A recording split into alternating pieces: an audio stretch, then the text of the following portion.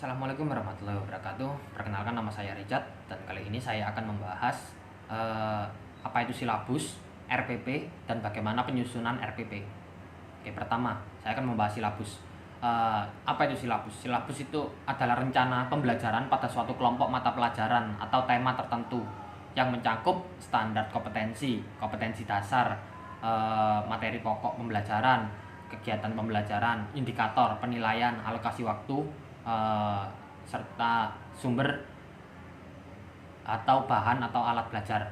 Nah, silabus ini merupakan penjabaran standar kompetensi dan kompetensi dasar ke dalam materi, kegiatan pembelajaran, dan indikator pencapaian untuk penilaian. Itulah pengertian dari silabus. Kemudian apa itu RPP? RPP adalah rencana pelaksanaan pembelajaran atau yang disebut RPP. Dan RPP ini adalah rencana yang menggambarkan prosedur dan pengorganisasian pembelajaran untuk mencapai satu kompetensi dasar yang ditetapkan dalam silabus. Dan RPP ini merupakan persiapan yang harus disiapkan guru sebelum mengajar. Nah, persiapan di sini dapat diartikan persiapan tertulis maupun persiapan mental, terus situasi, emosional, yang ingin dibangun lingkungan belajar yang produktif, termasuk meyakinkan pembelajar untuk terlibat secara penuh. Dan rencana pembelajaran ini mempunyai perbedaan meskipun dalam hal tertentu mempunyai persamaan. Silabus memuat hal-hal yang dilakukan siswa untuk menuntaskan suatu kompetensi secara utuh. Artinya di dalam suatu silabus ada kalanya beberapa kompetensi yang sejalan akan disatukan sehingga perkiraan waktunya belum tahu pasti berapa pertemuan yang akan dilakukan. Sementara itu RPP adalah penggalan-penggalan kegiatan yang perlu dilakukan oleh guru untuk mencapai ketuntasan kompetensi serta tindakan selanjutnya setelah pertemuan. Kemudian tujuan dan fungsi RPP ini adalah untuk mempermudah dan memperlancar, meningkatkan hasil proses belajar mengajar. Kemudian dengan menyusun rencana pembelajaran secara profesional, sistematis, dan berdaya guna, maka guru mampu melihat, mengamati, menganalisis, memprediksi pembelajaran sebagai kerangka kerja yang logis dan terencana. Sementara itu, fungsi rencana pembelajaran atau RPP sebagai acuan bagi guru untuk melaksanakan kegiatan belajar mengajar.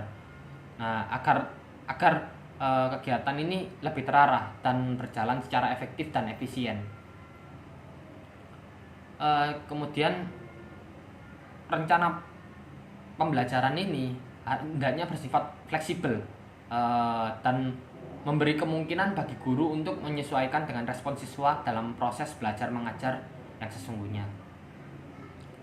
Terus unsur-unsur yang diperlukan atau diperhatikan dalam penyusunan RPP apa saja?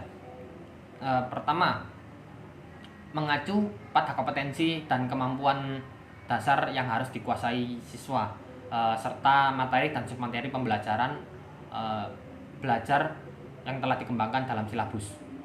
Kemudian kedua, menggunakan berbagai pendekatan yang sesuai dengan materi yang memberikan kecakapan hidup atau life skill,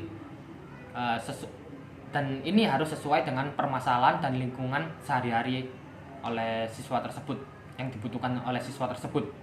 Kemudian yang ketiga, menggunakan metode atau media yang sesuai, yang mendekatkan siswa dengan pengalaman langsung. Yang keempat, ini penilaian dengan sistem pengujian menyeluruh dan berkelanjutan berdasarkan pada sistem pengujian yang dikembangkan dan selaras dengan silabus. Itulah unsur-unsur yang harus diperhatikan dalam penyusunan RPP. Kemudian langkah-langkah menyusun suatu rencana pelaksanaan pembelajaran atau RPP. Ini langkah-langkah menyusun RPP harus meliputi beberapa hal berikut. Yang pertama, menulis identitas mata pelajaran. Tulis nama mata pelajaran, kelas, semester, dan alokasi waktu. seperti jam pertemuan atau apa. Kemudian 2, standar kompetensi dan kompetensi dasar. Ini tulis standar kompetensi dan kompetensi dasar sesuai dengan standar isi yang ada dalam silabus.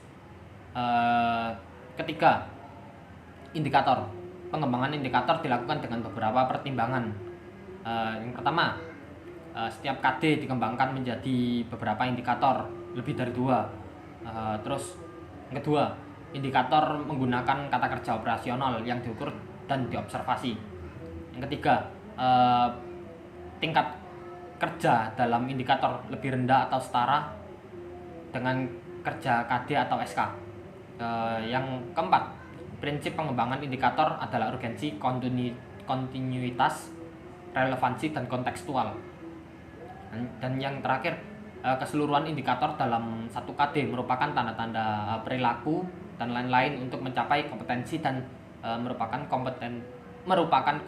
kemampuan bersikap, berpikir, dan bertindak secara konsisten. Itulah indikator yang harus dipertimbangkan. Kemudian yang keempat, menulis materi pembelajaran. Cantumkan materi pembelajaran dan lengkapi dengan uraian yang telah dikembangkan dalam silabus. Dalam menetapkan pengembangan materi, dalam melakukan pengembangan materi perlu diperhatikan hasil dari pengembangan silabus, pengalaman belajar yang bagaimana yang ingin diciptakan dalam proses pembelajaran yang didukung oleh materi-materi untuk mencapai kompetensi tersebut. Dan hal yang perlu dipertimbangkan dalam penyusunan materi adalah kemanfaatan, alokasi, kesesuaian, ketetapan, dan sebagainya.